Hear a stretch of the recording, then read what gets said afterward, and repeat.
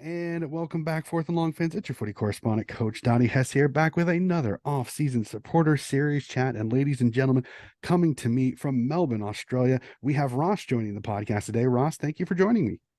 Thanks, Coach Donnie. Thanks for having me on. It's great to be Awesome. here. Awesome. Let's get started before we get into the footy because we're all here to talk about the footy. I like finding out just the littlest bit about the person that I'm chatting with. So if you want just a real quick bio of who you are outside of the game of football. So I'm 28 years old. I'm an accountant profession, so I'm a chartered accountant here in Melbourne, and that's what I do. And then my passion, obviously, is sport. I love sort of keeping fit, do a lot of running, run a few marathons now, so I do a fair bit of running, keep myself fit. Treasure it down at my local footy club, Collegians who play in the amateurs here in Melbourne. Victoria in the VAFA.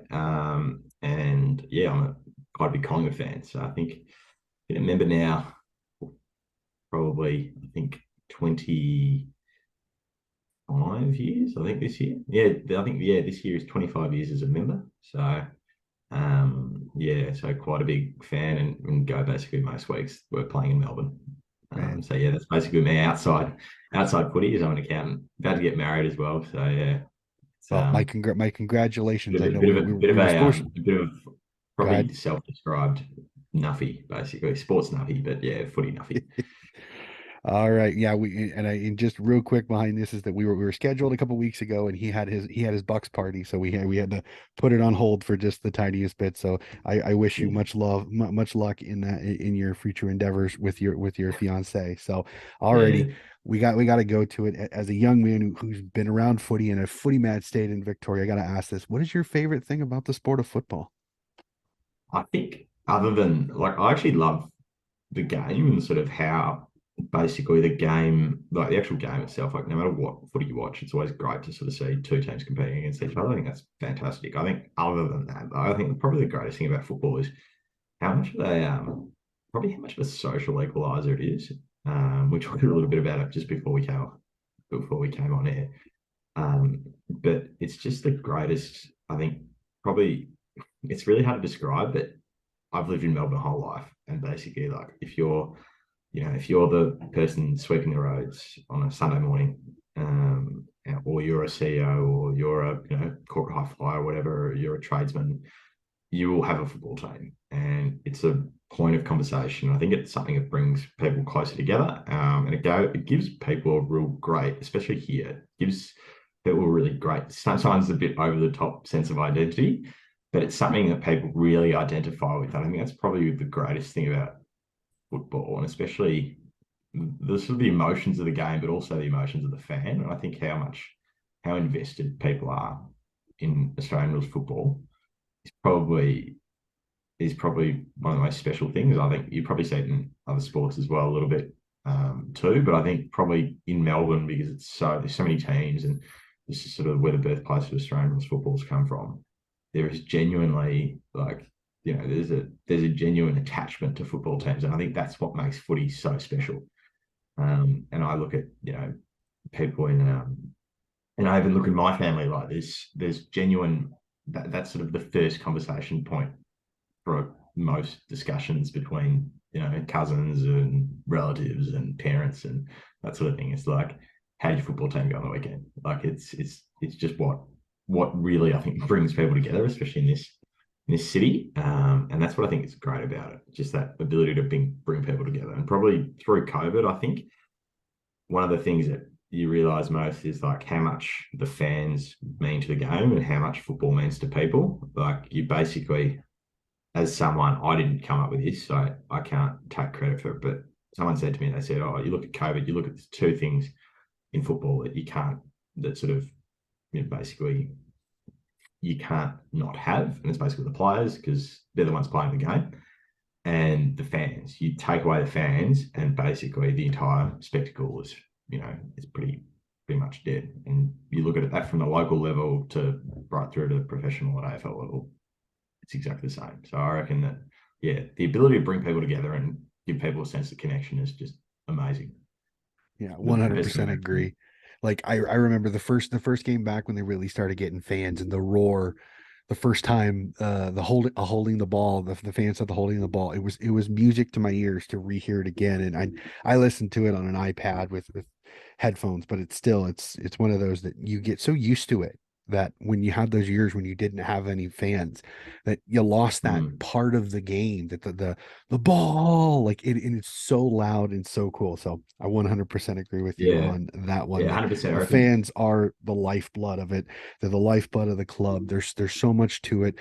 There, yes, you have the 22 players, the Don, the Guernsey, but the however many in the stands become an extra man a lot of times, and it's fantastic to see. So we'll jump to it. You're still early in your life, but I got to ask this: what is your earliest footballing memory?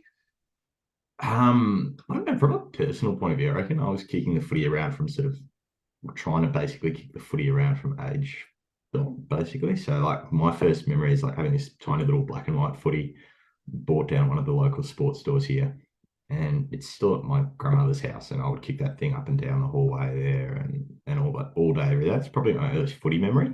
Probably the earliest like you just like kicking an actual football or trying to kick a football, probably landing on my head, not landing on my head, but probably landing on my backside a few times. That's probably the earliest footy memories, having a kick in the backyard at home. Probably in terms of attending and stuff like that, I reckon definitely the first game that I think probably the earliest memory I have of going to football was I'm old enough to have actually gone to this old stadium called Waverley Park, which Mm-hmm. used to be called VFL Park.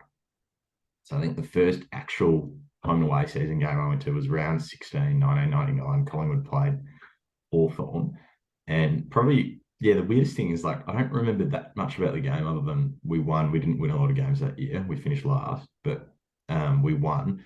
But I remember having two pies and wanting a third pie.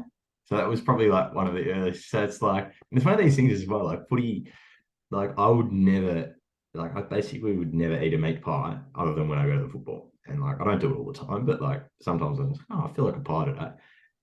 it's one of these it's one of these things. That's probably one of the earliest footy memories I have. Um, and yeah, probably like as I said, we're probably elaborate on a bit more, but I'm from a pretty footy nuffy sort of family. So we would sort of occasionally go and see a practice game at Victoria Park where Collingwood used to play, and sort of running up and down as a 3, 4, 5 year old, running up the old Sharon stand or the members stand there at Victoria Park. They're probably the earliest footy memories I have. Fantastic. So, and you've kind of said it a couple of times. You are a Collingwood supporter. So I got to ask this. I know you're in Yeah. Victoria. I know you're Melbourne. How is it that you became a Pies supporter? I mean, in Melbourne, you've got 10 teams, so it's not as easy as some people say in Queensland, where you've only got two teams. How is it that you became a Pies supporter? Yeah, it's funny. Anyone that knows me, it's actually quite funny. So like I'm probably a bit more tame, but dad is definitely like the big Pies fan in our family. So I didn't really have a choice. So basically at birth, I was given a Collingwood jumper. And I think my grandmother she sort of still laughs about it a little bit. It's like, oh, poor kid didn't have any choice. Like kids got given a jumper at birth. It's been brought into the maternity ward there at the hospital, and I've got the jumper on.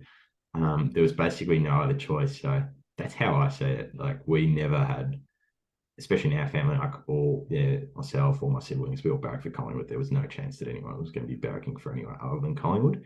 Quite a funny story. I think when I was about 2.5 years old, it was like the middle of the winter here, and one of Dad's cousins, also his good mates, he's a Carlton fan, and he sort of was like, "Oh, go and stir up your dad a little bit and tell him that you can barrack for Carlton." So I did, and obviously, anyone that knows, we hate Carlton. Collingwood hate Carlton, Hmm. and yeah, Dad particularly hates Carlton as well because of all those losing grand finals we've lost to him in, especially when he was a kid. So he hates them. And then he was like, "Oh, are you serious?" I was like, "Yep, yeah, yeah, I want to go for Carlton." So apparently he sort of, it was like the middle of winter, so it's relatively cold. I was 2.5 years old, and I sort of got left outside the backyard for about half an hour, and I was sort of, kicking and screaming down the door. And my mum was like, "No, you gotta let him in. You gotta let him in." And then I think he sort of opened the door. He said, "So you're going to barrack for Collingwood?" I said, "Yeah, I'll barrack for Collingwood." He's like, "All right, good. That's the only reason why you're going to be let in the house tonight." So I was actually pretty lucky because if I'd sort of taken the advice of barrack for Carlton, I never would have seen a premiership. And I'd probably still be sort of coming home and kicking the cat or whatever they say. So Mhm. yeah, but yeah, we never really had a choice. Yeah, so I barracked for Collingwood. Family's originally from Greece in a place called Galamata, and like the local soccer team there is called the Black Storm, and they wore black and white stripes. So I think my grandfather, when he migrated out here in the early 1960s, I think he'd sort of adopted Collingwood as is his team, not really for any other reason other than they wore black and white, and the local soccer team back home wore black and white. So Mhm. that's probably where the connection came from, and then it's been passed on sort of down generations. And yeah, basically like it's in the blood now. Like there's no chance that anyone in my family will be supporting anyone other than Collingwood. Put it that way. That is fantastic. And that's what I love about it too. Is like that's one of the great things I think to hear too. It's so you see different generations of fans go onto games every week, and it's just a really nice sign to see of that's the connection that a lot of people have. Like that's really what brings a lot of people together, and a lot of families together as well. It might pull them apart sometimes as well. They might hate it, but yeah, I think all having the same team and sort of barracking for the same team is one of the nicer things. So yeah, that's how I came to barrack for Collingwood through family ties, which I think is pretty common for a lot of people. Like I know all my mates basically, it's like they barrack for the team that their parents did, footy teams especially. So yeah, that's sort of how I've sort of come to barrack for Collingwood, not through anything other than choice, basically birthright. Oh, I love it. Absolutely love it. And I finally got somebody because I've asked a few during this particular podcast series because I'd always heard that there were the occasional parent that basically they kind of ultimatum their kid. It's like you're in the family, you're going to support this club or you're out, you're gonna have to figure something out, you're not going to live here different. So it was very Mm, interesting to hear that story of you that you got left out because you told your dad you were going to barrack for Carlton. That's absolutely fantastic. I love those stories. They really yeah. they make me chuckle a bit because as I say, we've got so many huge sports franchises over here, and again it's not like the Mm, club, so you don't have that kind of the frantic fanatics of just one club that you do in Australia, especially with footy. So I love mm, hearing those stories. Those are absolutely fantastic. So you kind of already answered this, but I just kind of want to double check to be yeah. sure. The first item that you were ever given a Collingwood, was that the black and white footy that you kicked when you were younger? Yeah, I'm pretty sure it was either that or Collingwood. The first one that I can remember is this black and white footies I've always had. But yeah, I'm pretty sure that I was given a Collingwood jump at birth, like a tiny little one Hmm. as well. Probably one of the other ones we were moving, probably not a great one, but I remember a few years ago moving house, and it had been a little while since sort of when I was moving out of the family home. It was actually the day after the 2018 grand final. We lost to West Coast, which is one of the worst days at the footy ever. But I found this little book, and I think it's called like My First Book, like My First Magpies book. It's like one of those little. The AFL put them out for all the clubs. Hmm. It was sort of like made around the time I was born, and it was signed by Nat. And it was like talking about a child going with his father, I think, to the footy for the first time, and it was signed by Nathan Buckley and Sav Rocco, who were two gun Collingwood players at the time, Hmm. and they were like, dear Ross, um, go Pies, and signed it. And I think they had, I think at the end of it, sort of like the bookend sort of saying, oh, next year the kid goes home happy knowing that we've won. He's like, oh, this year we're going to win the premiership. Oh, well, like yesterday I went to the grand final and we lost by 5 points. But that's probably one of the other ones, like probably the earliest sort of footy, Collingwood memorabilia or item I remember having. I've probably had a few others over the years as well, but yeah, they're probably the first ones that I could think of. But yeah, that sort of connection, that touch and feel of having something with the clubs is quite nice. And I think it's one of those other things as well. What you were talking about before, I love how people from overseas find it quite fascinating about how sort of habitual and how fanatical we are here. Because I remember I've been to the States a few times. I remember I went as an 8.5-year-old, and I remember asking sort of some family friends and some relatives over there. I'm like, oh, who do you barrack for? over here, and they're like, oh, well, we sort of, I love Kobe or I love Shaq at the time. So they're like, Mhm. oh, we sort of like the Lakers. But then there's others that are like, oh, I'm sort of a Bulls fan because I like Jordan or and now at the time he was still playing the Wizards. So it was like I always found it weird that like people would follow players rather than Mhm. teams because here it was sort of it was sort of like indented pretty early on in my mind that no, you barrack for the team and the players that play for the team, not sort Uh, of you barrack for players mm. per se. Yeah, well, I've Um, said it. I've said it a few times in a few of my podcasts. Here is I said American fans were fickle.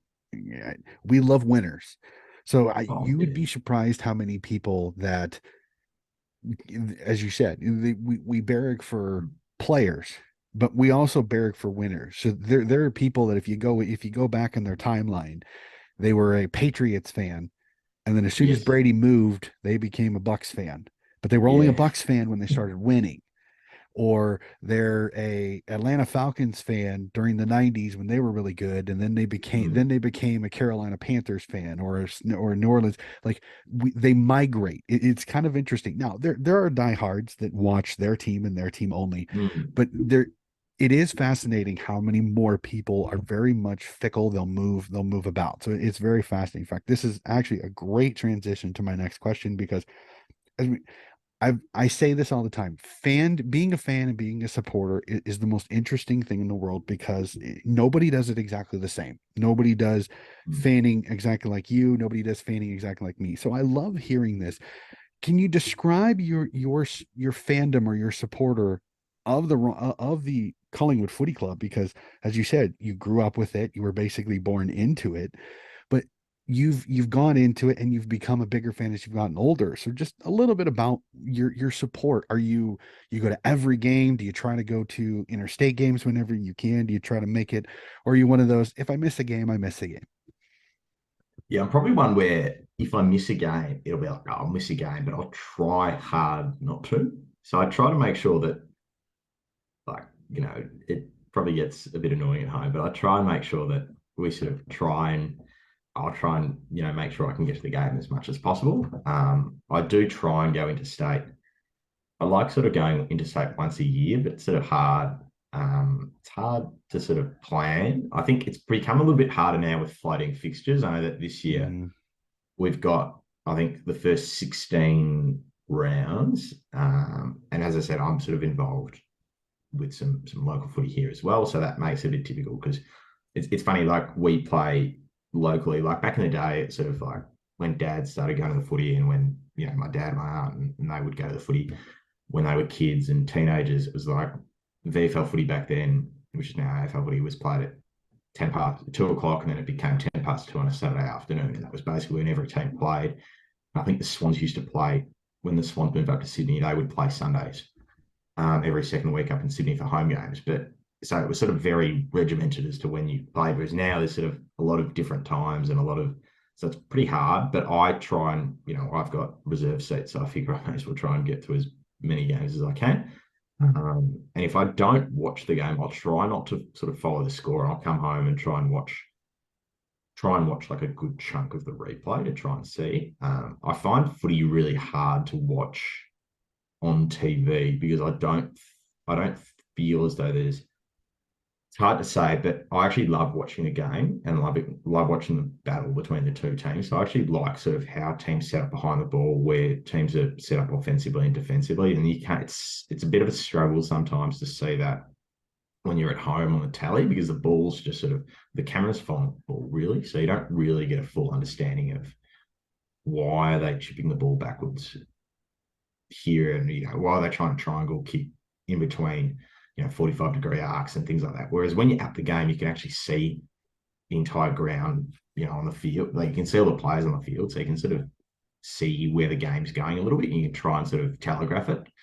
That's how I see it. So I try and get along to most games. And I also think being there as well is just one of those things that it's great. Like you don't know what will happen. That's one of the greatest things about sport. I think that people really underrate and I really appreciate is how sport is live and anything can happen. And it's the greatest form of sort of entertainment from that point of view that you genuinely don't know what's going to happen on any given day. Mm. So it's actually great being there to be able to witness this. So I think there's always stories to tell when you go along and you see this sort of stuff. So I try and get along as much as to as many games as possible. As I said, AFL fixturing now is just insane. But yeah, fortunately this year, Collingwood's actually got a pretty good fixture. So I'll basically be going on to every Melbourne game. I love going to interstate games. I think that's one thing. Probably Collingwood, we don't play a whole lot of interstate games. It's just lucky. We play a lot of games at the MCG, a couple at Marvel. But yeah, going to interstate games is fantastic because it sort of gives you a bit of an us versus them mentality, and you wear your colours out. Like I'll wear my Collingwood brain jacket or whatever out, or and you walk down the street in some of these cities, especially Adelaide, where the ground's pretty close to the city, and you wear your Collingwood gear, and everyone will be like, you'll sort of get some pretty sort of nasty looks from the locals. But then every sort of once in a while, you get someone going, "Go Pies," and you're like, "Yeah, go Pies," and you've got no idea who they are. You'll probably never see them again in your life, but there's that connection, and it's sort of a bit of an us and them, and I love that. So interstate games are awesome. Interstate wins are just another level of fun because I think it's a bit of a license to sort of paint the town black and white a little bit, even more so, especially the Collingwood Army. I mean, it's pretty amazing. But yeah, I think that's probably what it means to me. I love going on to the game and love just being a part of that 2.5 hours of game day, plus a little bit before and after. So it's always good to be there. I think you get a full understanding and a real good appreciation of the game when you're there. Yeah, I I don't completely know how agree that. with you. I don't know how people do it every week without watching it on TV. Like those COVID years, as I said, they're probably for me the first time where it's like you actually sit down and watch the footy at home, and I actually realised I'm just not a very good TV watcher of the game. Like because as I said, I can't see the full ground, so I'm sort of a little bit flustered. I'm sort of a bit dumbfounded sometimes as to what players are doing and trying to sort of figure out what's going on behind the ball where you can't actually see the footy, what you can't see on the camera. So yeah, I sort of realised pretty early on that basically, yeah, going to the footy is what I love doing. And watching it at home is probably never going to be the same for me.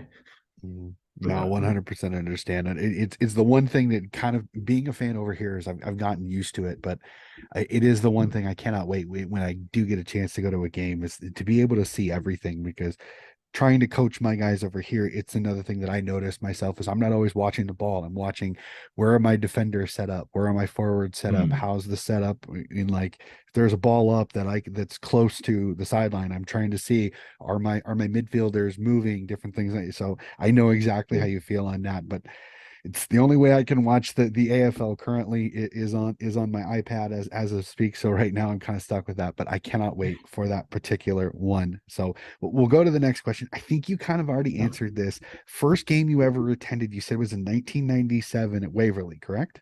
Yeah, 1999 at Waverley. 99. Yeah, Okay. so 1999. So I think I just turned 5. Yeah, just turned 5, and Collingwood played Hawthorn. I actually think the game was on Fox Footy. So we've got Fox Footy here. I think the game was on Fox Footy not that long ago. I found it on YouTube somewhere, and I sort of watched bits of it back. And I think it was one of those classic Collingwood games in the 90s where Buckley dominated and kicked a couple of goals, and we sort of had a good win. But we had 4 wins that year and won the Wooden Spoon. So it's probably a good sign. But yeah, that's the first time I went to the footy, an actual game. I've probably been to practice games before. I can't really remember it though.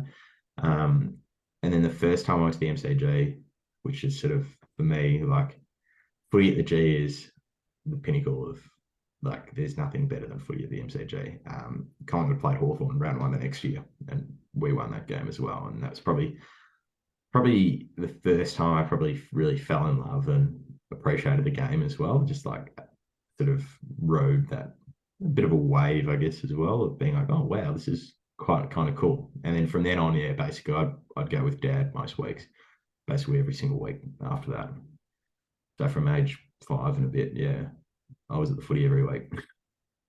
Fantastic. All right. And As a club in Collingwood that has a ton yeah, of history, I'm very fascinated on this question because it's always interesting to mm, see who people like. Do you have a favorite player of the past that wore the Collingwood jumper? And do you have a favorite player currently who's on the Magpies list? Yeah, it's funny, like again, like because my understanding of football is like I'm a Collingwood person. Like so so all my favorite players are always gonna be Collingwood players. I remember when I was a kid, a lot of my mates around that same age, Ben Cousins and Chris Judd were the gun midfielders, and they loved them. And like I loved them, and they were awesome players. But they were never my favorite players. Like I'd never go and wear their jumpers. Probably the first favorite player I had was Nathan Buckley, just because of how good he was. Like, even as a young kid, I remember not really understanding the game that much, but I just remember how good Bucks was in terms of he was basically the best player in our team, the second, third, fourth best player as well. Like he was just unstoppable in his day, and he could almost play every position, and he was pretty immense just as a footballer because we weren't very good, and he was just so dominant.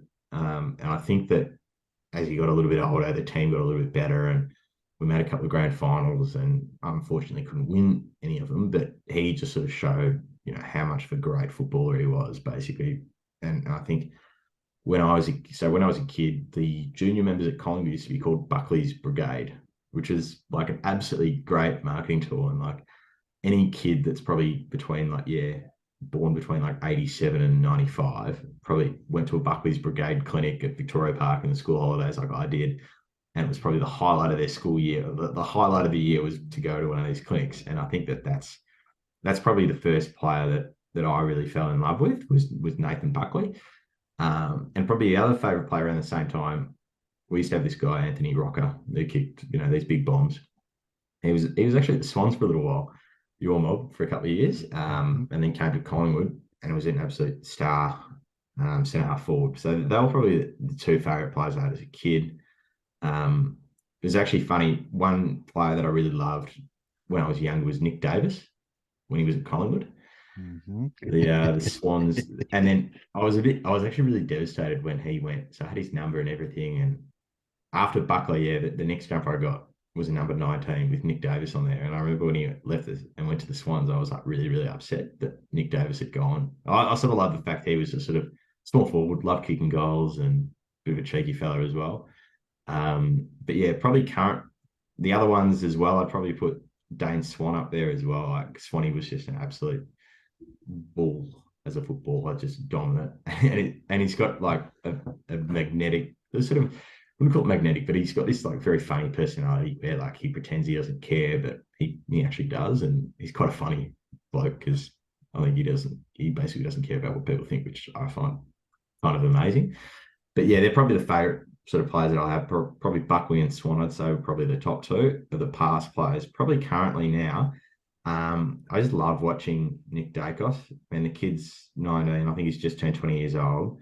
The things he does on the football field, like he sees the game so much better than anyone else. And I think that it's going to be great going to the footy for the next 15 years to watch Nick Dacos. Even his older brother Josh is a very, very good footballer as well. And I enjoy watching him. But yeah, they're probably I'd say Nick Dacos is my favourite of the current players. Like it's funny, like every time he's a shot and he's about to kick a goal, like I sort of get a little bit like I do. It's like I almost feel as though he's going to kick it. Like he's just that sort of player where he's got great skills and you know what he's going to do. And yeah, I basically can't wait to go to the footy to watch him for the next 15 years and hopefully dominate the AFL. That's how I see it. Fantastic. I And love it. he had such a good year last year. Like his first year comes in straight away. I think even people were saying at the club, like he'd lifted training standards, he'd lifted, you know, he didn't just come in thinking, oh, I'm going to play. He was like, no, I'm going to show you why I'm going to play and why I'm going to be a gun player in this league. And the things that he can do with the football is sensational. He sees the game so much better than a lot of other players. So yeah, hopefully we get a few more of him because we probably need a couple more. But yeah, he's probably the one that I have at the moment, number 35. Awesome, awesome. And I gotta Yeah. ask this as an American, I gotta ask this question. Mm. On the big American Mason Cox. I gotta Yeah, ask. Coxie a weird one. I actually saw him down the street here last week, and he's a very tall fella. I tell you that. He's a Hmm. very very tall man. Um, Coxie's an interesting one. I think probably the greatest, that 2018 preliminary final where he took 12 marks. 10 of them were contested. I think he kicked three. Yeah, Three, I'm not sure he kicked three four. I goals. know he did he kick four or he kicked. I know he definitely kicked three, I but he know he kicked. kicked three. I don't think he Yeah, he kicked four. kicked I three think it goals in the was first half three. though, and he Yeah. basically just. It was one of those games I've never seen anything like it where this player just comes out and he just played on another level that night. I think that Hmm. and the week after the grand final, he actually played quite well, and he kicked a couple of goals and he did what he Hmm. had to do. But I think that people probably had this unrealistic expectation that was going to happen every week. But I think it's just amazing to see how it's probably it's strange. Like you probably see it. You probably see it in the NFL now a little bit as well. Where you see these punters go over, and within a couple of years, they've gone from never punting a football or like this Jordan May leader that's playing the Super Bowl next week, where they've never played the game. Then 5 years later, they're playing, in the best league in the world and dominating. But yeah, you don't, and you see a little bit here with two of the international guys, but yeah, hats off to Coxie because he would have gone from never kicking a football in his entire life, playing scout team basketball at, I think wherever he was in Oklahoma State. Texas, Ohio State, yeah, Oklahoma and State, because he actually started Oklahoma off State, as he Oklahoma started State, off as a helper for the women's team. The men's team's coach saw him practicing with the women's team, said, yeah, "I want him." They brought him to the men's team. He was mm, actually scout team, but then they put him on because he actually got to play against Joel Embiid in a game between Kansas and Oklahoma State. There's a picture of him yes, guarding I've Joel seen that, Embiid. yeah, So it's a very he's got such an interesting story, and that in the fact that mm, now his brothers play USAFL footy. One's in Austin and one's in Seattle. Now they play footy now over here. So it's just such an interesting story yeah. for me. And Well, I think that go ahead. Yeah, I think even the story as well, it's great that he's come out here because I know that, yeah, I think that he was on the women's team, but he was like a dummy. I've read an article. I think he was like a dummy. They saw him in the gym one day and they're like, oh, you can be like a dummy for Lisa Leslie or whatever, or one of Hmm.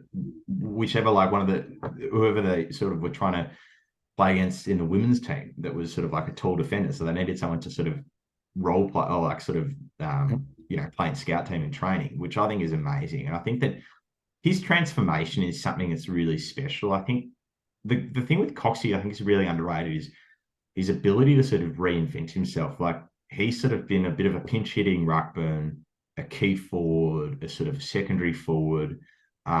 He's worked really hard on his game. I've noticed like below his knees, he's obviously never going to be great, but he's tried to get a bit better below his knees. And he never stops. You're never going to die wondering. And I think he's really bought into Aussie culture and Aussie mantra, like the Aussie Hmm. mindset, really, really well. And I think that's what's really endeared him is he actually now sort of speaks a little bit like us, but he's still got that Uh-huh. American twang, that American accent. But he's got a little bit of an Aussie slant to it as well. Yep. And I think that I know that down at Collingwood, he's obviously a really loved, member of the playing group down at the club. Clearly, he wouldn't be there if he wasn't. But yeah, it's actually an amazing story. Like just put it aside. Like the story itself is incredible. And yeah, if he can sort of play this year, I think he's probably got a big role to play this year again. Hmm. As a ruck forward for us. But yeah, he's not yeah, he's never going to die wondering, and that's what I think people here really really sort of love about him. And that Hmm. that 18 preliminary final one, Alex Rance is, in his generation, Rance is probably, that 5 or 6 year period, Rance was the best defender in the Hmm. AFL. Will And not even though argue with he, you on that one. yeah, even though he started on De Goey that night, De Goey was pretty hot, and they sort of moved him to Cox, and Coxie just tore him and Yep. really sort of ran him ragged as well. Did what Rance did basically to forwards most of those years, just ran them ragged, Hmm. and I think that performance itself probably, because it's in preliminary final, it doesn't sort of get that elevation of a grand final, but the performance itself, I think, is something that people should look back and think, wow, this guy, considering that 5 years before that, 4 years before that, he'd never actually seen a football. It's Hmm. just incredible.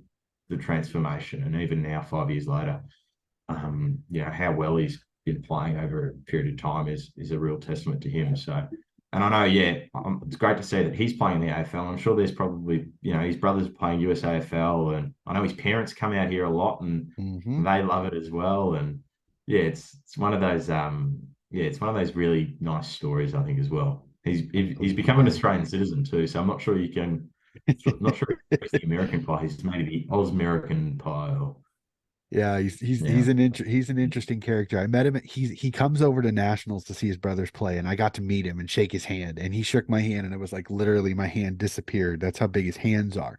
But Yeah. he's one of those few that he's exactly like he is. He's just long and wiry. Like he's not super Mm. muscly.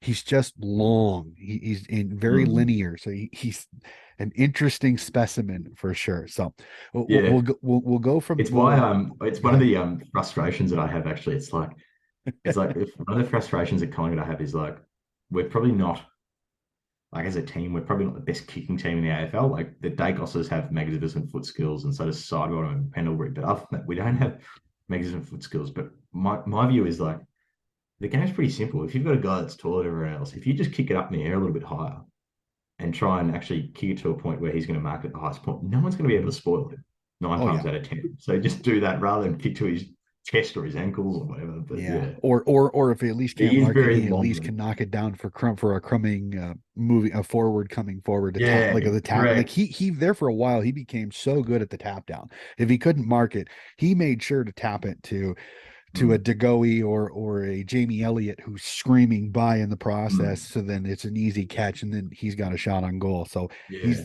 he's learned, he's developed his game. I'm very interested to see how the season will go. Like I said, Brody Grundy being out, but we'll talk about that in just the tiniest bit. I want to ask this next question because I love seeing Yeah. the sparkle in people's eyes in this next one. Most memorable moment as a Collingwood supporter.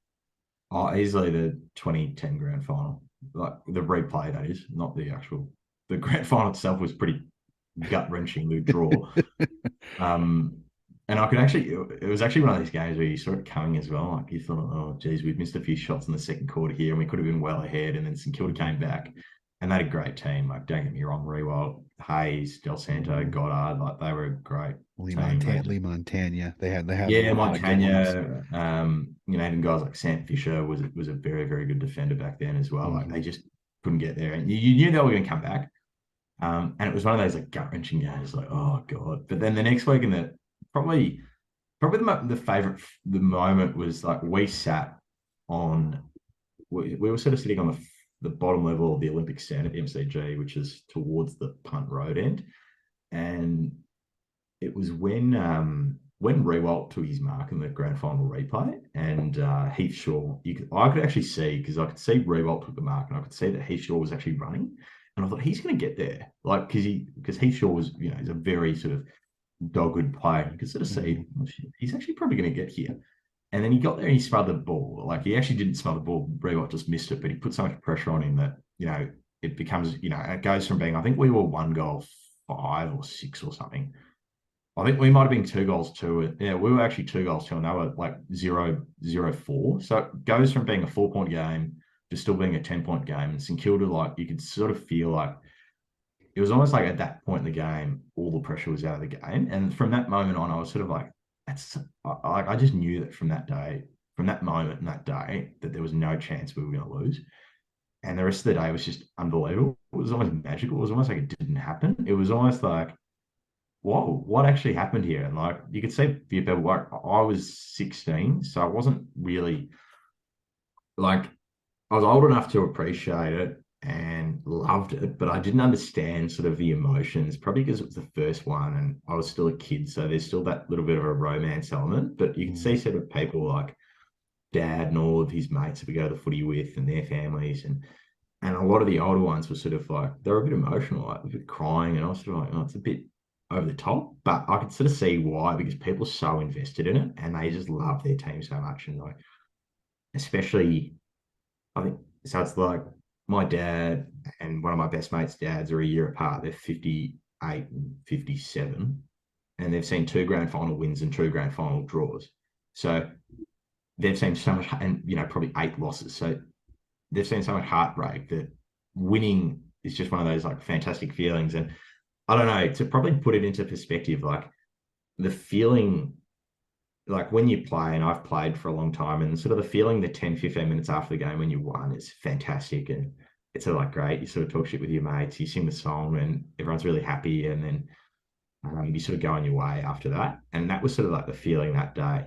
But because it's grand final day, instead of it being 15 minutes, it's like 6 hours. So it's like, I remember afterwards sort of just like going around and sort of being around at the ground, and it's sort of like everyone's just bouncing up in the air. Like it's almost like, oh wow. Like, and it's one of those like favorite memories I have. It's just like how many happy people there were. Like you didn't see, because by this stage, by the time the presentation happens and everyone sort of gets themselves together and everyone's walking outside the ground and going back to the bars, or the club or wherever, or I think everyone went to Amy Park after that, opposite, for like where the players got presented to the fans. But everyone's just like bouncing around. It's just like the most magical moment. Probably that's my favorite footballing memories. Just like the day, how happy everyone was, and yeah, just like the euphoria. Like if you could bottle that emotion and sell it, it'd be worth millions basically, because it was just. And I think that it's one of those things that you know sport provides that, and that investment you have in your team, whether it be and when it's such, a full investment, when you're really, really invested in it, and then something like that happens, because it's not going to happen every year. It's just a really lovely feeling, personally, and also for every other fan. So, yeah, that's what I remember. Is probably the favorite footballing memory is definitely that grand final win, and I just remember, yeah, how happy, like, Dad was sort of really happy that I could go to school and say that Collingwood would have been premiers, because when he was at school, we would lose grand finals every second year. And he hated the fact that he'd have to go to school and there'd be some sort of, Richmond or Carlton or Hawthorn fan sort of pointing out that they'd won more grand finals than we had in that period. So yeah, I think that's one of the nice feelings. Probably the best feeling I've ever had at the footy was definitely that 2010 grand final replay, and just Yeah. winning. Fantastic. Hey, But after as a we're fan, done. that's all you want to see. You just want to see your team win. So when Yeah. your team wins the biggest game of all, just excitement is just on another level. Agree. I have to tell you a funny story once we're done with this. I'll tell you a funny story about the replay and kind of what happened, because I actually got to watch that. And it was one of the first grand finals I got to watch as a group with my team up here, but I won't waste podcast time because I have told that story before. So, all right, we'll jump to it. We've talked about the past a little bit. Let's jump to recent times, and we've just come off a crazy season for the Magpies. Mm. That I mean, the Magpies were the talk of the entire AFL at times, because you guys were the cardiac kids. Every single time you got down in some game, you found a way to win. Yeah. So I got to ask this, Ross, how mental was this season for you? And do you think you aged about 5 years? Because if I was in your shoes, sir, I don't know how much my ticker could have handled some of these games for sure. Yeah, I don't know really. It's a bit difficult. I think as the year progressed, like definitely there were some games it was like it was pretty fever pitch. Like it was very like, oh God, what's going to happen here? As it sort of got on, I think early on we sort of play teams like Adelaide, play teams like Hawthorn that finished a fair bit lower on the ladder than us, and GWS, and we sort of either had big leads and they came back and then we just held on, or we sort of came back and won in close ones. So it was sort of like, oh, that's nice. But then you play teams like, I think probably the biggest ones this year were the games we played against Carlton and Essendon, Mhm. where essentially, Elliot kicks that goal after the siren, and everyone went insane where we were. And then to play Carlton in the last round of the year, and then Elliot to kick a goal with a minute to go, put us in front after we'd been pretty dominant early, then totally lost all momentum in the game, and the game looked like it was done. And then to find another gear. Although as the year went on, I sort of noticed that the players are sort of lucky through one of the groups that I'm with, that the coaches came and had spoken to us a little bit as well. through one of the supporter groups and sort of said, "Oh, we actually trained for this." And it's weird, like you're talking about Collingwood before. Collingwood's just this massive club where we train at Olympic Park, which is obviously the MCG, which is a public space, so anyone can go there.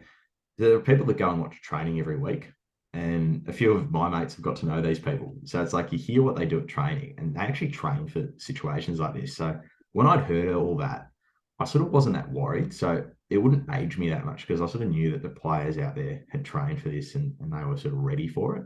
Um, and it was actually really nice to see because Collingwood has this sort of idea that I've got this idea with Collingwood. We basically choke. We're more of a choking club, and we've got this choking mentality, especially in big games. And I know that none of the players played in the 80s or the 70s or the 60s or the 50s, but I feel as though there's this mentality amongst supporters that we're fragile, we're frail. We don't like people coming at us and beating us, and we take it really badly. And even I do sometimes as well. But yeah, I felt as though this year it was just great to watch because it was good to go to you sort of knew that we would win the close game basically, and I was you could sort of beat your chest out about it a little bit, but I was sort of really proud of how the players and the coaches sort of were able to do all that because at the end of the day, winning is fantastic. Like if you lose. For example, that game against Essendon where Jamie Elliott kicked the goal after the siren, we kicked 3 goals in the last 5 minutes of the game. We were terrible that day. We were absolutely nowhere. But when it counted, the players stood up. I think we played North Melbourne at the MCG on a Saturday afternoon. North Melbourne were stone muddled lost last. I think they'd lost by 100 points the week before. There were 5 goals up at three-quarter time. And somehow we came back and I think we beat them. Like we kicked the last 6 goals of the game in the last quarter and ran over the top of them. But it was games like that where you sort of really appreciate the comeback. And yeah, it's great to watch. It does age you a little bit. Don't get me wrong, but as I said, as the season got on, I sort of had more and more faith in the players and the coaches that they knew what they were doing. So I was happy to sort of watch that, even though it's a bit stressful at times. But you know what, I'll back the boys in here. And I think it's a really underrated skill to have is like execution of skill and ability to execute plays under pressure. And I think that we were able to just do that so fantastically. And hearing that we trained for that during the week makes sense as to why that was happening on game day. But yeah, it translated really well. And it was great for a fan, actually. It was, as I said, normally we're on the losing end of all those close encounters, and it sucks. But yeah, it was great this year to sort of put it up a couple of other teams. That's for sure.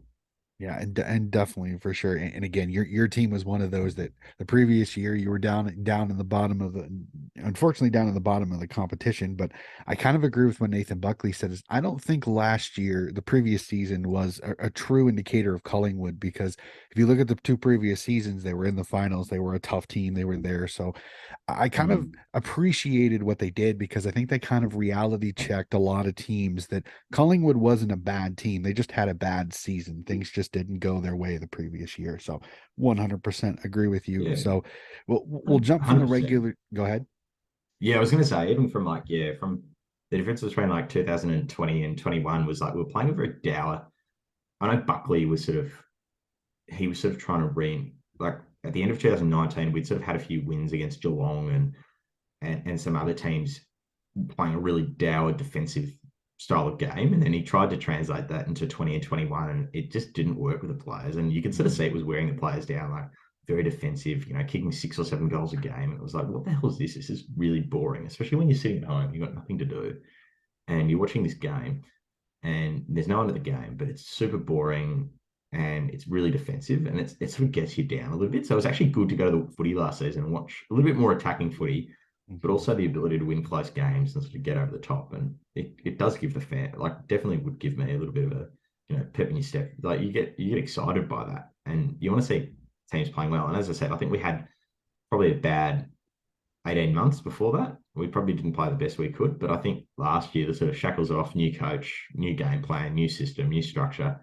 and you saw a lot of the players, especially the older ones, flourish, and even the younger ones come through and play some really good footy, like you Ginnivan, Dacos's, those sort of types of players. Murphy comes in later in the year, Quaynor playing good footy and enjoying himself. So yeah, I really like that. Yeah, it'll be fascinating. So let's jump to we'll jump to the off season the tiny bit. Brody Grundy gets shipped out. Not a lot Mm. of bring-ins, but again, a group that I think is fantastic. You bring in Mitchell from Yeah. from the Hawthorne Footy Club. So do you keep an eye on the off season? And if so, what are your thoughts on the moves that Collingwood made? Yeah, 100% Donnie. So I'm a big, so it's actually weird. So it's actually funny because I'm a supporter, right? I'm a quite a big fan. So the years that we don't make finals or we're playing terribly, I sort of shift focus once we aren't going to make finals and we're playing poorly. I sort of shift focus. Okay, who's available in the draft? Go and watch Mhm. some draft stuff.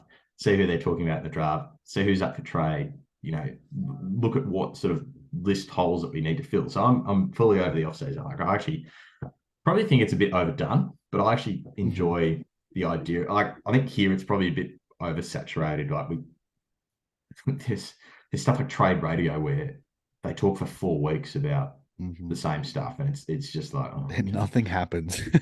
It's like, oh no, this is terrible. The Whereas trade week is a week. They talk about it for 4 weeks, and oh half the damn friggin' trades don't go until the last day. And then I found yeah, this out that the AFL made a rule that they don't actually announce any trades or can't be doing any trades until within 2 hours of the end of the deadline. I'm like, oh my God, really? yeah, Like there are these this? weird rules now that they've Oh, implemented as well, and it's sort of like I remember like back way when like trade deadline would be like 2 o'clock on a Wednesday or 3 o'clock on a Wednesday or a mhm. Thursday. Whereas now it's sort of like, oh, the trading times is like from 9 o'clock till 5 o'clock. But then on the last day it's from 3 o'clock till 8 o'clock so that we can get some primetime TV or whatever. Uh-huh. Like Yep. it's total. I think that's where we've become way too Americanized as a sport. And I watch, I watch a little bit of NBA and I watch a little bit of NFL as well, but I watch a decent amount of NBA. I sort of see it going on there. It's like, oh, okay, this is too much. We're trying to become like America. We don't have the population size, and the people that actually follow the game are getting a bit infuriated by it here, I think. But yeah, it's I keep an eye on the off season. So I was sort of interested probably in the off season. I thought that, yeah, at the end of the year, I thought that I think there's probably a lot of things. Brady Grundy going out. Grundy's been at the club for 10 years. He was on this massive deal. Clearly, the new administration weren't happy with the previous administration signing up a ruckman on a 7-year deal for $1 million a year. So I think Brody will always have to wear the badge that he was the highest, to this date, he's the highest paid player at Collingwood in Collingwood's history. And yeah, it didn't work out, and that's fine. They wanted him out. That's all good. I think that we've got Darcy Cameron, who's a good ruckman. We've got Coxie as backup. We don't really have a lot of other ruckmen on the list. We've got this young fella, Aiden Begg, and that's it. So it's probably left us a little bit sort of Thin. holeless. But I think it's left us a little bit light on for tall ruckman at the Mhm. moment. But you can probably manufacture a ruckman, I think, if you had to, like a sort of a haphazard one. But I think probably what we identified, like, was pretty obvious to me that a guy like Brady Mychek, who's a workhorse, he probably needs another key forward to help him out a little bit, to do a little bit more of the grunt work, especially because he's just turned 30. I think he turned 30 yesterday or on the weekend. But but I think bringing McStay helps with that. Clearly, we probably lack a really, like, Ginnivan and Elliott are great marking forwards and they're good forwards, but we probably lack just a pure crumbing forward who that's their sole job. It's not to get to put on pressure, but it's also basically once the ball hits the ground, you know that 8 times out of 10 this guy, when he gets the ball, is going to kick a goal. So I think Mhm. Bobby Hill does that for us. So I was really glad that we sort of were able to get him in. And I think the other thing I noticed was Taylor Adams is our vice captain, and he's a great player. He's a great leader, and he leads really well. He might not be the greatest kick in the team, but he's dogged, he's determined, and he'll give everything for the club and for the jumper. But when he's injured, we really lack an in and under inside midfielder. Mhm. And with Tom Mitchell being our favourite Hawthorn and sort of Grundy going out the door, it actually made sense that we would get Tom Mitchell into the club, because everything I've seen from Tom Mitchell, like, yeah, okay, he has leg break. He might not be he might not be a player with the most penetrating kick or the greatest spread from stoppage, But I'll tell you what he's great at, and he's absolutely elite at, is getting the football, knowing where the football is going to be, and clearing it, and basically handballing or providing a clearance to a player that is able to run from that stoppage. You know, a Crisp or probably a Nick Dacos now, not Pendlebury, or a side bottom type player, or Josh Dacos. So I think that's really important. So I think we've had a really good off season in terms of just being able to refresh our list a little bit and probably get the players we need at the right price to probably have a good tilt for another flag at a flag this year.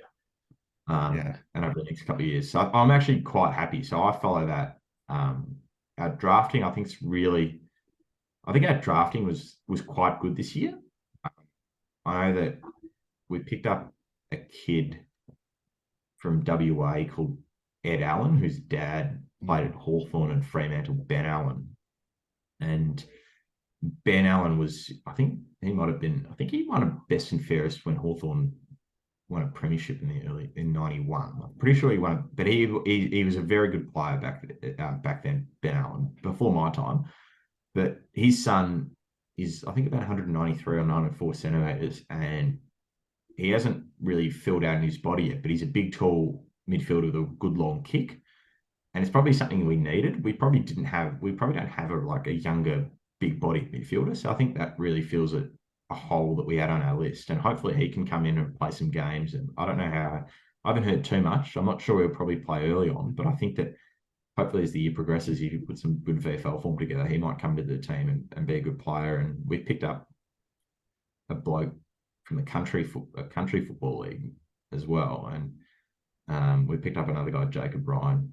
Yeah, and the other fellow, Joe Richards. So I think we've done well. So I actually, yeah, back to what you're saying, I actually really do like following the off season. Just more, not like the sort of the gossip stuff, but seeing who we pick and how we sort of play. Because I think that's one of the things. Once the season rolls around, that's when you actually see them play. So you sort of hold judgment off, but it's sort of nice to have that little bit of hope and optimism, I think. Especially when your team's going rubbish. Like if your team's rubbish, it's actually really good to have the off season to see who you're going to bring in, because next year is always going to be better. That's the thing with footy. There's always next week or next year or whatever. There's always something to look forward to. So I think that's one of the good things. Like as I said, don't like how they've sort of structured trade week now, but yeah, actually getting players in. It's actually funny. Like talking about getting players in. It's funny because in 1993. Collingwood signed Tom Mitchell's dad to a 3-year, $1 million a year, or $1 million over 3 years back then, which is crazy money. Mm-hmm. They signed him to a 3-year deal, and he lasted 1 year at Collingwood. But I think Tom, 30 years later, playing at Collingwood is sort of a bit ironic as well. That is very interesting. I think that's ironic as well. But yeah, I'm actually really looking forward to see how he goes this year as well.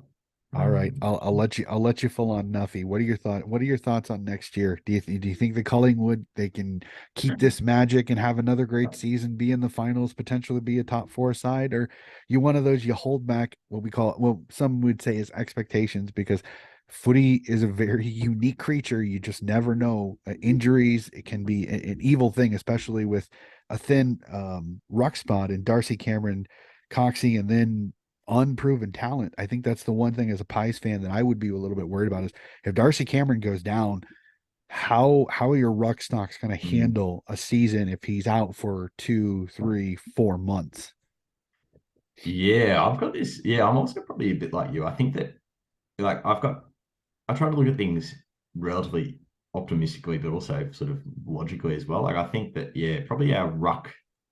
I think McStay. The good thing is actually one thing I noticed was in the finals, Brisbane played Melbourne, and McStay went into the ruck for a half and was actually quite good, and actually nullified Maxi Gawn. I know that Gawn was probably carrying a bit of a back injury at that stage of the year, but it sort of showed that he can do it a little bit. So that helps from just a makeshift ruckman position. But yeah, I'm probably with you in that realistically you've got to look at it and say, well, in Collingwood we've got, we've probably added at every position, but the ruck position, it's just a matter of internal improvement. And the thing is, this year, I think last year teams didn't really know what to expect from Collingwood, especially after the year we'd had the year before. We finished second last. Whereas this year, teams are going to know that we're a good side. So teams are going to hunt us. and it's a matter, and they'll sort of know the game style we play now. So now it's a matter of actually trying to probably probably get that.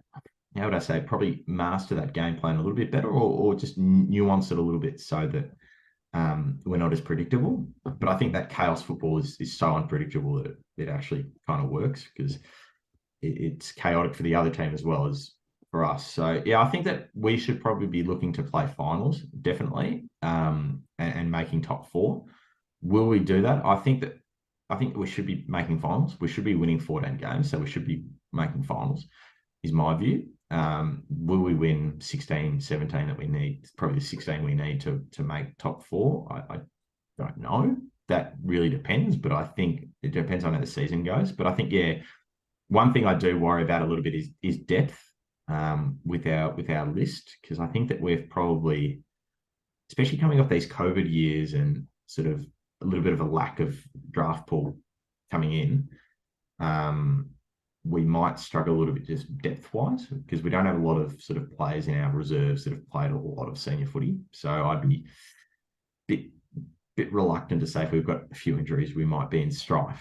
But yeah, I think that our best footy is probably somewhere between, at the end of the home and away season, I think somewhere between probably third and sixth is probably where I see us probably finishing up realistically. And I'd like to see that we're probably challenging for top four once again. That's my expectation as a fan. But if we missed finals, like I think that would be a real sort of fail. Basically, that would be a step back. So it's now based on sort of consolidating and trying to improve. Is how I see it. Yeah, I'm interested to see can Collingwood back it up because I agree. It's kind of like the grand final team that everybody's gonna know how you handle everything. Everybody's gonna have a book on you now. So it'll be fascinating to see. Will teams kind of go into a shell late in the game if Collingwood is down a couple of goals to just kind of wean them away from that ability to crawl back? So I'll be fascinated to see how that goes. So we'll move on to my next question. And I love this one. This was a lot of fun. Is as you kind of said, the Americanized of Aussie sports. I've heard a lot of people argue with it, but it's always fascinating to hear this. Is that Americans, we love to we love to be the general manager. We want to be the guy making the moves or the Yeah, list manager, as you yeah, say in Aussie rules 100%. football. So I want to have some fun with you. I'm going to install you as the Collingwood Magpies list manager for one day. All Ooh. 17 of the other clubs are completely open. You can bring in one player from any of the 17 other clubs to make Collingwood be the potential premiership for this year. Who's that one player and why? Oh, easy. This is probably it's probably a positional one, but I reckon any of the clubs, I reckon the one player that I'm probably taking at Collingwood is probably Charlie Curnow from Carlton. I was sort of thinking about this. I was thinking, is it Harry Mackay and at Carlton as well? So it's probably one of those two blokes because Mm-hmm. key forwards win your games of footy and key forwards that kick goals are becoming rarer and rarer. Like you look at a club like Richmond, they had Rewalt, and Rewalt was just an immense footballer. But then as soon as Tom Lynch went to Richmond, Mm-hmm. it changed their dynamic, their forward line. And all of a sudden, it Yep. wasn't like you just had one big bloke to worry about. You had two absolute guns. And I think that you add someone like Mackay or Curnow, who I think they're 25 going, they'll be 26 this year. So they're Mm-hmm. 25 going Still to young, 26. very young. They've got they're coming into their peak now. They've had some issues with their bodies, but they're playing their best footy. They're terrific footballers, great marks, very athletic, hard to defend. They're the ones I'd be going after. They're basically the missing piece to the puzzle, I'd say, at Collingwood. So I love the idea of being the GM or the list manager, basically. Like we sort of, it's actually funny, like when some of the conversations at home, sort of like we almost pretend we are the list manager and we say, well, how much would you be giving this player and where would we Mm-hmm. be playing here and where does he fit on our depth chart and all this sort of stuff. So yeah, they're the ones I'd be going after, Kai or Curnow. So one of those two, probably, as I said, probably more leaning towards Curnow because I think that his ability to just run up because he's so fit. I think when he was a kid, he was a 400-meter runner. So he's just got this Mm-hmm. great tank being able to sprint up and down the ground and being able to get into good positions. He's a hard match up against because he's athletic. He's also strong above his head and he marks the ball really well. So I'd probably go for Charlie Curnow. If we could find a player, sign him up on a 5 or 6 year deal for 800 or 900,000 a year. He's probably getting that at Carlton anyway, so he's no chance he'll probably leave for less than that. But Yeah. I'd be signing him up. It'd be fascinating to see the Carlton Collingwood, because I know Dale Thomas was a unique character being able to play for both clubs. So thought it was Yeah, interesting well, that you pick a Carlton player. it's actually funny. Tom Mitchell's dad left Collingwood and went to Carlton as well, which is funny. But yeah, Love it. Dale Oh, Thomas, Heath Scotland as well. There are a couple of other yeah. players that have gone from Collingwood to Carlton. We had Jordan Russell came from Carlton, played 1 year at Collingwood, and everyone, all the fans, like he wasn't a bad player, but he was very much maligned because everyone called him that Carlton bloke. Like it's not, we I just love don't, it. we just Uh, don't like. We're very parochial. We don't really like the idea of players switching between Collingwood and Switching Carlton. between To the be two honest, teams, 100%. let's I be honest. 100% understand that. Alrighty, so I can't wait to hear this answer on this, is because um as in 2020 and 2021, as you kind of stated, is that with COVID, we had to move the grand final out of Victoria for the first time. And it went to the Gabba, it went to Optus Mm, Stadium. And as a Victorian, I want to hear your opinion on this. I was surprised to hear Victorian media, notorious again. I don't begrudge them. You've got 10 teams to talk about it. It doesn't surprise me.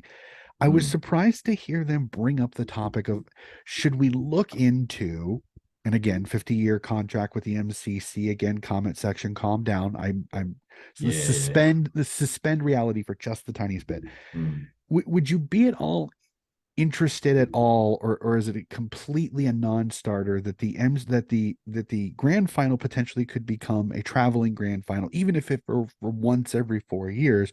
Or are you a MCG? It must be an MCG because it lets it at least keep some tradition. Yeah, my genuine perspective, like I'm a Melburnian, I'm a Victorian. I Mhm. don't really like the idea of the grand final going somewhere else. Put it that way. Just put it simply. I don't. Um, yeah, I just don't. No, I don't really like it. Basically, like everyone.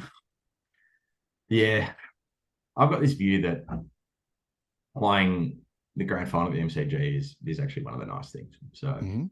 yeah, Hey, there's no and it's a wrong simple. answer. I know. You're just asking, but it's genuinely just my opinion. Like I don't like. I know what they're trying to do, and I think that what it actually does is it really.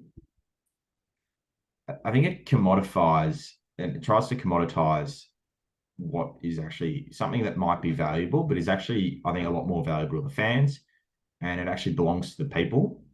And people might say, oh, but then that should be shared around. And I say, well, no, because you know what? At the end of the day, we've got the MCG. That's where the grand final's been played, you know, for 100 plus years now, 120 plus years. Um, and I think that it's one of the nice traditions we have in our game is that the grand final's played at the MCG. And I get that back in the day, back in the 30s and the 40s, I think it was just Melbourne, and then eventually Richmond moved to the MCG. But it was just one club, and then it became two clubs that played all their home games there, and the other clubs would sort of play there maybe once or twice a year at best for sort of bigger games. But they would play at their own grounds, and it's not really a neutral ground anymore. I understand all that, and I understand all the whinging. But at the end of the day, the Victorian Football League, which became the Australian Football League, have always played the grand final at the MCG.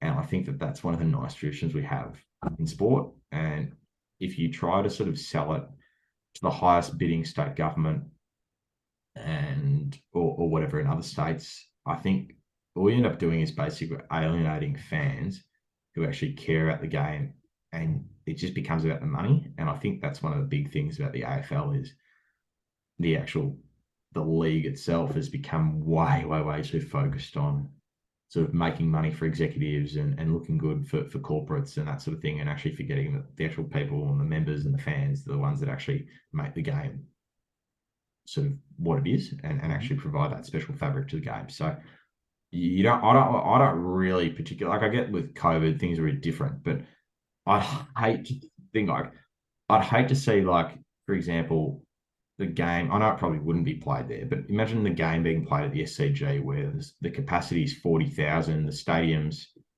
the MCG, the Southern Stand of the MCG is quite old, but playing at the SCG, old facilities, old stadium, and it's actually like you're locking out a lot of fans and you're locking out a lot of people in general, and it's Hmm. just not. You may as well play at the big stadium in the country, and that's the MCG. Hmm. And there's nothing like. I think one of the great things is the sound of the bounce, like the roar of the crowd when the national anthem finishes at the MCG is awesome. The roar of the crowd when the first bounce goes up is awesome as well. And I think you can't replace that, 130 years of history just by saying, all right, well, we want to sell it for $100 million a year to whatever other state government wants it. Like it just doesn't sit well with me. So, and I'm very parochial about Melbourne and Victoria. So yeah, There's that's a that's where that's there's where I nothing sit on it. there's nothing wrong with that. I completely agree. But I know some people could also say that technically, if you look at it, 100,000 seats, but really only 50,000 are actually the supporters of the clubs because those are Oh, the it wouldn't given even be that; it'd be number. 40,000 at best. Yeah, yeah, exactly. So it's like a It's majority of the stick and MCG is roll. actually more corporate tickets. So it is one of those. It's a give or Yeah. take one there. I completely understand it with you. I don't think it's Mm, going to happen. I think the MCC has kind of got the AFL by a noose. I don't think it's going anywhere. I think yeah. this 50-year contract is going to be one of those that as soon as it gets within 10 years, they're going to lean on the AFL. Hey, da da da Yeah. da. And then the AFL will sign a longer contract. I don't think it's going to Mm, happen, but it was an interesting that Victorian yeah. media had brought up the particular topic. That's why I thought it was really interesting. Yeah, So, it's an interesting one. And even back what we were sort of talking about before, probably one of the great reasons that I love the 2010 grand final replays, there were 93,500 people there, and every single one of them barracked for Collingwood St Kilda. It mhm. wasn't like it was a corporate grand final. It was genuinely like, and Yeah, admittedly, the replay was just the game was regular an absolute. people. The game wasn't a great contest in terms of it wasn't this Titanic battle like the week before was, and we were sort of like on a knife's edge. It was Hmm. sort of pretty one sided and great to watch as a Collingwood fan, but yeah, it actually made it really special that there were that many people there that all supported that one team. So I think that, Hmm. yeah, in grand final week, even if it wasn't for corporates, 100,000 seats would be sold just like that. I Hmm. mean, Oh, agree. if GWS played Gold Port Adelaide Coast. in the grand final, I'm not quite sure there'd be 100,000, but I'm sure there'd still be a great atmosphere.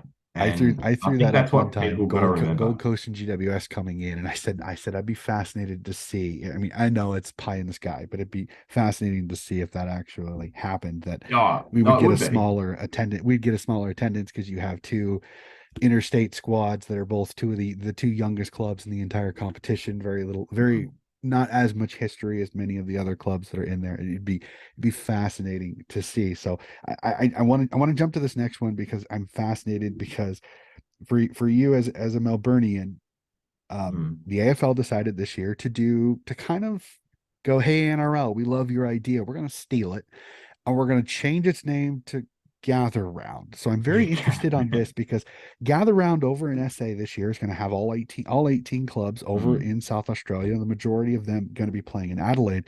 So as a Victorian, I know there's a little bit of animosity sometimes between SA and Victoria. So I asked this, mm. what are your thoughts on Gather Round? Is this something that you like? And do you have any plans to attend any of the games over in South Australia? Um, yeah, it's actually funny. I'm from Melbourne, so people from Adelaide, like Victorians and South Australians, I think the animosity is probably more between South Australia and Victoria and Adelaide against Melbourne. Whereas I Mhm. think we probably think that like I'm from Melbourne, so I don't really have too much of a thought process of like, oh, what's going on in Adelaide? What do they think about us? It's pretty Mhm. irrelevant to me. I think it's probably more they're worried about it, but I think the idea itself is yeah, I know the NRL do it. I've never been to one of their magic rounds, and I actually can't get to gather around because of local footy commitments here. Mhm. But I think it'd be interesting to sort of see how it would all work. I think it's a really good marketing ploy, I guess, for the South Australian government to showcase South Australia and some of the regions and Adelaide Oval. And I've been to Adelaide Oval, and it's a fantastic stadium. It's really beautifully situated. Like it's literally, a 10-15 minute walk from the central business district of Adelaide, and it's a really central, beautiful spot, and it's a great little, you stand on the hill, and it's sort of a bit old school, and the rest of the stadium's quite is quite modern as well. It's only about 10 years old, so it's quite an interesting ground, and it's a really old school place from that point of view. And I think it's got a nice old school touch with a bit of modernity. But I think, yeah, it's probably a nice idea. Like, will it work going forward in the future? I'm not sure, but I think it's something to trial. And I think it's probably a good thing to showcase. Yeah, probably one of the things that AFL footy has become sort of very much a corporate game. So it'd be nice to actually see some of these local clubs probably try and put on a really good deck for an AFL game and see what that's like as well. I think that there's going to be one or two games played in the Adelaide Hills, and that'll be nice to see what sort of those local footy clubs can do to sort of boost their profile a little bit, and also probably give their region a little bit of exposure as well. So I think it's actually it's not a bad idea, and I'd be more than in the future I'd be more than happy to sort of attend a gather around. I don't have an issue with it at all. I think probably issue I have is 22 games going to 23 plus finals. You just want to make sure that maybe, I don't know, the players seem to whinge a lot about how many games they're being played and how physical the game is. So you just want to make sure that they're okay with it. But I guess that if you're going to try and grow the game, you've got to take the game to some of these places. And I think it's probably something the AFL's done well. Like, there's been a few more games the last 10, 15 years in Darwin and Alice Springs now, places like Cairns as well. And I think it'd be good to take some games to different regions of the country, not just practice games, actual games as well, just to try and grow the game in those areas. And I think that this gather round is probably a good idea to do that. And a good way for the AFL to make money as well. So I think it's something, it's sort of a wait and see, but I'm not anti it. I'm very open to seeing what it's actually like. And I think if I was, put it this way, if I was traveling to watch Collingwood play whoever on a Saturday, I think Collingwood's playing St Kilda or something on a Saturday afternoon, I'd probably stick around. I might go on a Thursday or stick around on a Sunday to watch a game. Yeah, I probably would if I was going to do it. You'd make a weekend of it. So it's probably not a bad thought. But yeah, not sure. Yeah, not sure it's going to work, but we'll see. I'm optimistic that it could. I think it'll be attended well. SA love their footy, so I think SA will Yeah, go. and that's I'd everything. just be South very Australians are very fascinated to see the interstate. I listened to a podcast out of SA, and I guess all the hotels in town that particular weekend are already yeah, sold out. So yeah, they're already booked. Yeah. I think it's going to be well attended. I think it's going to go well. I'm just interested to see, like I said to a couple of people, I said, I just hope that the weather is good, because if it starts to rain, I worry about the Adelaide Oval come Sunday, because natural Yeah, grass field, if it starts to get rain and you've got 6 games on that one pitch, it's going to be absolutely destroyed if it rains at all. So I'm crossing my yeah, fingers, really hoping that they have good weather, because if so, I think the Adelaide Oval deck will be it'll be able to handle it. But I just worry if the weather gets any kind of interesting, any kind of rain, that it could really tear up the ground, which may make the footy come Saturday or Sunday not so worth the yeah. watch, It shall could we be say? Yeah, correct. It could be old school. It could be I don't know if The you've old seen mud any pits. YouTube footy. Yeah, I was gonna say, if you sort of look at the MCG from I think basically when they made the Great Southern Stand out of Shane Warne Stand in Mm-hmm. 1992, when they built that, basically anything pre that time from like the 70s to early 90s, the MCG was basically a mud pit and an absolute bog of a ground the majority of the season. And if you have a look at cricket being played there during that period as well, the ground looks terrible as well. So it could be a real Mm-hmm. old school. Actually, Collingwood played, when we played Fremantle last year at Optus Stadium, there was a torrential storm, and because I think someone was explaining to me that the ground there is actually underneath the water table. So when it rains, basically the ground becomes like basically a lake. Uh-huh. It was actually kind of nice to see, because you don't see that very much these days, where it's No. super bogged and all that, which is probably makes for a better spectacle. But because we don't see it all the time, it actually might be interesting to see how the players cope in those conditions. with But less than yeah, ideal. Yeah, I that agree would be with you. Like fascinating. the game will be well attended.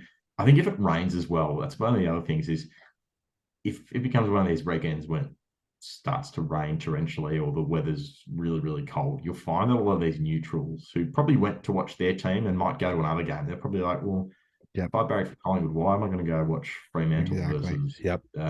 Fremantle versus whoever they play, or Adelaide versus Port Adelaide or something? Because there's not that investment there. So yeah, you wouldn't want to see that happen No, where there's don't. tickets sold and people don't rock up. No, don't want that at all. All right. So my next question, many people that listen to this podcast know that I am a huge advocate for the women's game. I think the AFLW and women's footy is a huge growth Mm, opportunity for the mm. AFL. So I asked this just because I have a lot of fans that are huge AFLW. Do you keep an eye on the AFLW and do you keep an eye on Collingwood's AFLW team? And if so, what are your thoughts on last year's team, another finals appearance?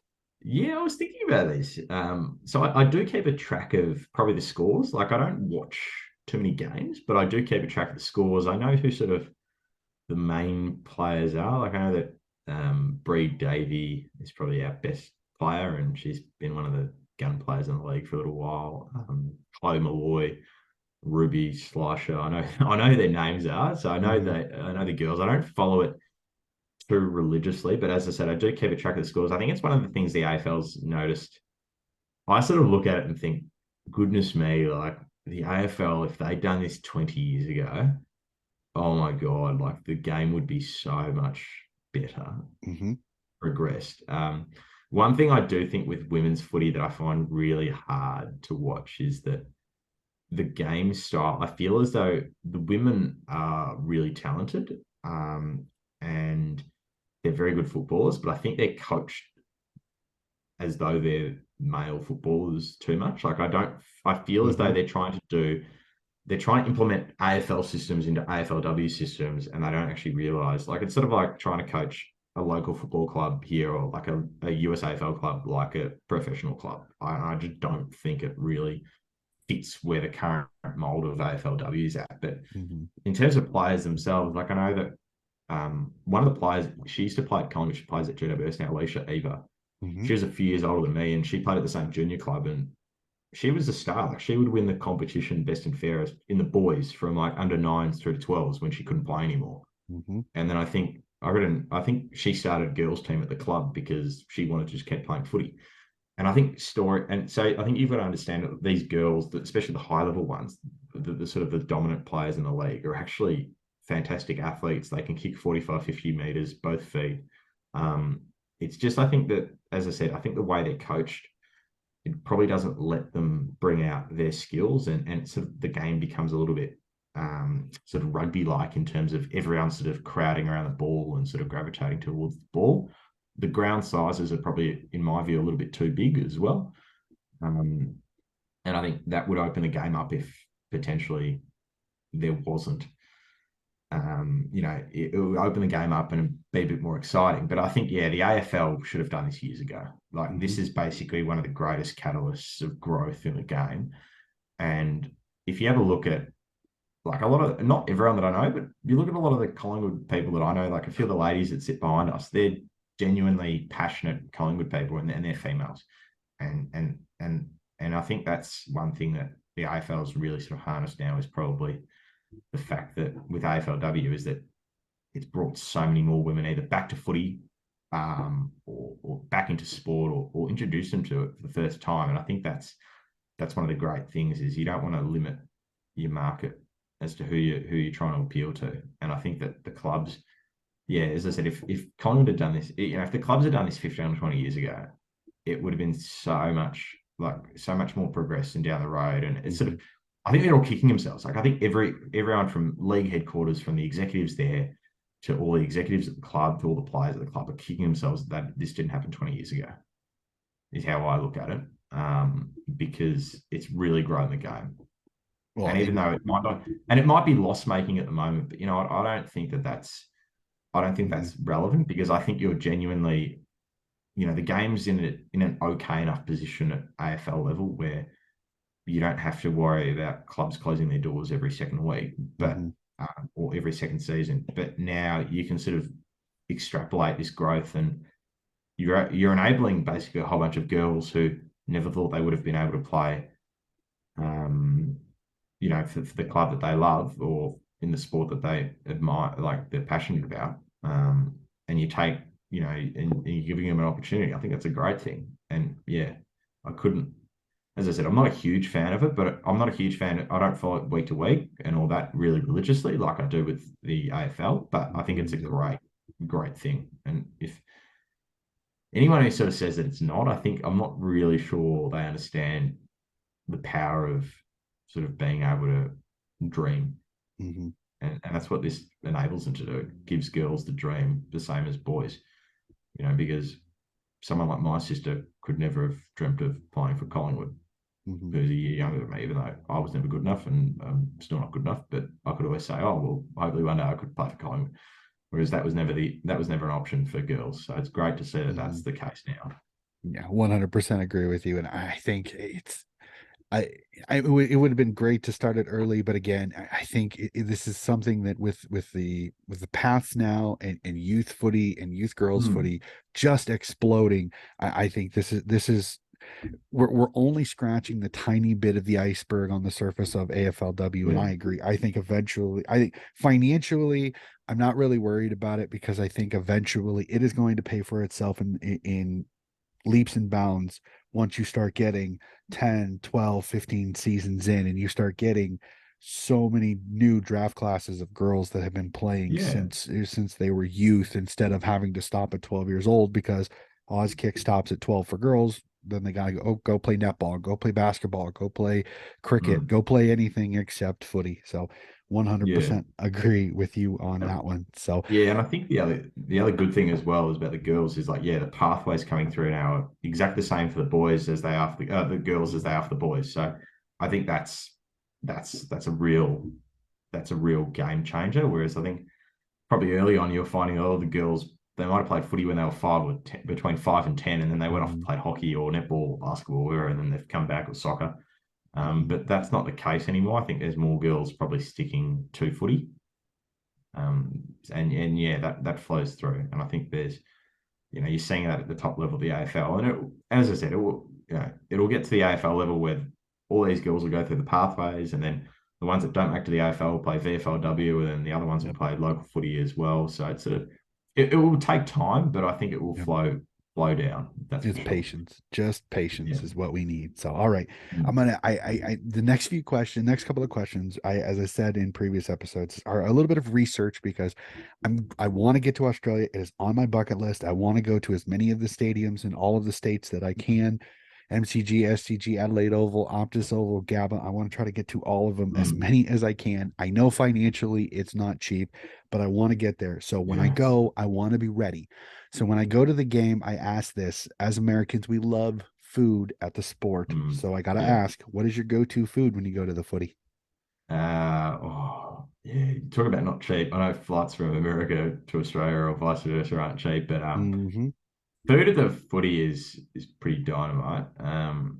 The G has sort of changed their food options around the last little while. Probably the go-to for me was always either a pie or hot chips. Hmm. That's probably the go-to of sort of what I'd get. Probably the good thing about the G is it's actually pretty close to Richmond, and I'm the Richmond, the actual suburb, and Swan Street, which got some great food joints. So if you want something a little bit better, I always say to pop down there pre-game, have a sort of a counter meal or a burger or something like that at a pub and a beer. We are after a bit at the actual game. Yeah, I reckon you can't beat a pie or hot, some hot chips. That's probably the staple footy food. I know other people like hot jam donuts and things like that. It's probably not. I don't mind it, but it's probably not my staple footy food. Whereas, yeah, hot chips and a pie is probably the staple footy food for me. But yeah, be prepared to take out. I've been to stadiums in America as well a few times, and yeah, be prepared to take out a few dollars. But yeah, they're probably the two best and probably best value for money options as well. I'd say, especially here at the G. So yeah, I think I normally get the hot chips and either a 4 and 20 pie, just a classic 4 and 20 meat pie, or they've got 4 and 20 chunky beef and chunky Angus beef and I think pepper. So I don't mind that Hmm. that pie as well. So it's a little bit a little bit more upscale from the standard meat pie, but yeah, they're probably the go-tos in terms All of right. Yeah. food. Those have been the two most common answers is the bucket of hot chips Yeah, I and the was going meat to pie. say, Yep. The bucket of hot yeah, I don't chips and the think. meat pie are the two most common. I've had a couple people say they don't eat at the footy. They're too nervous. They only want to watch the footy.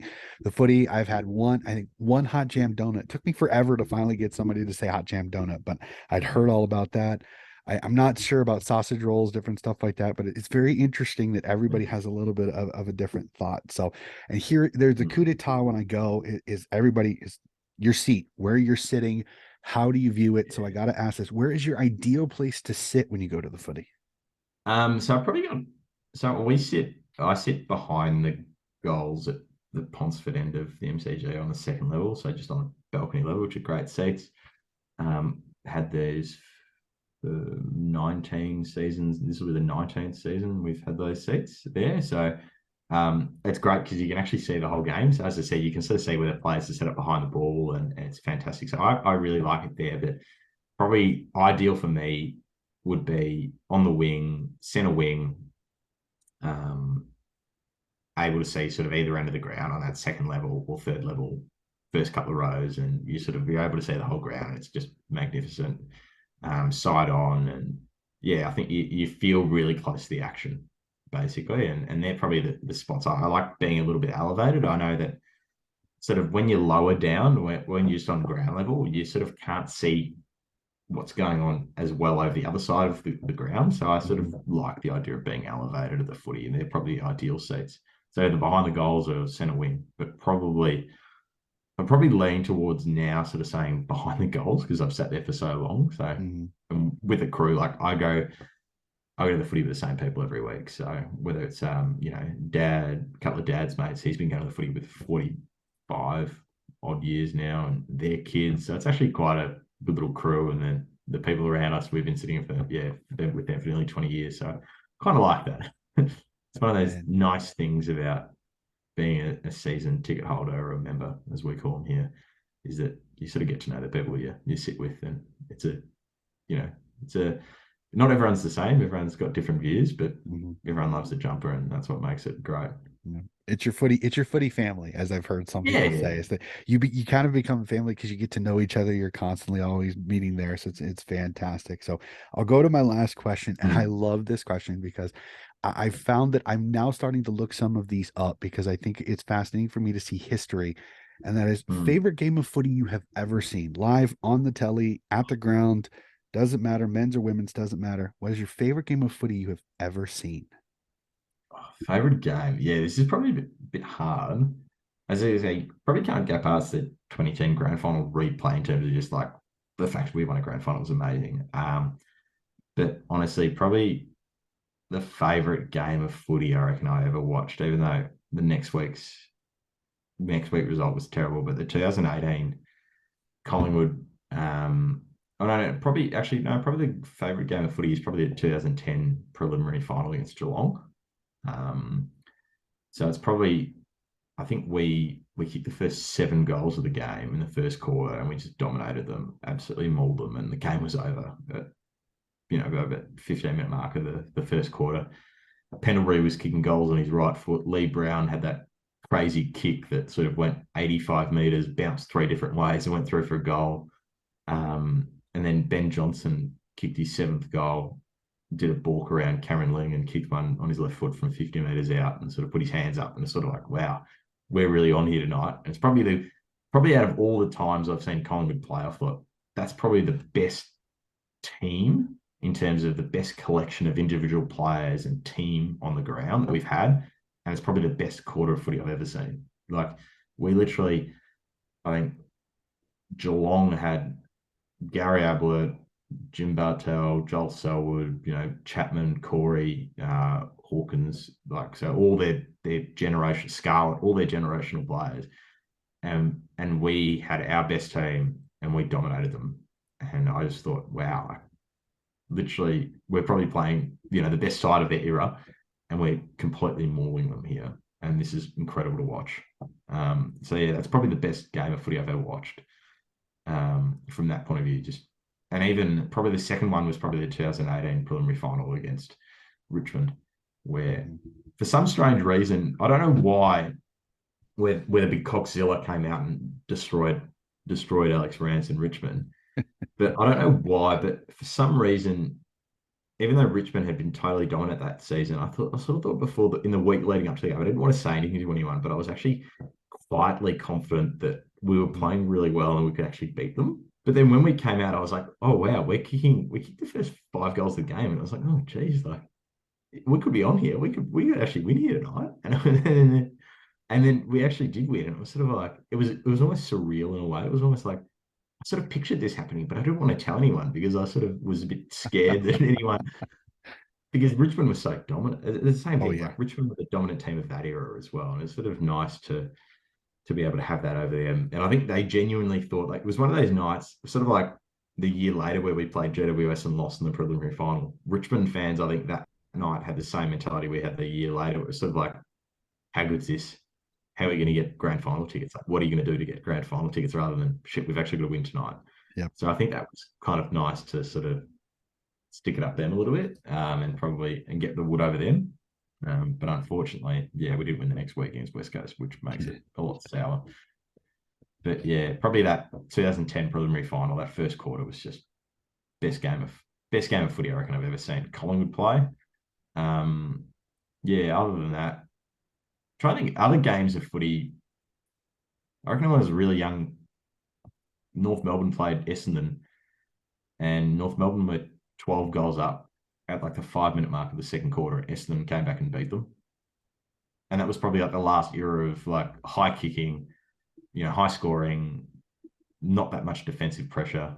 And that was probably like a good game for a neutral to watch. But yeah, those preliminary final wins are great for me. They're probably the Collingwood ones up there. Favorite games of footy.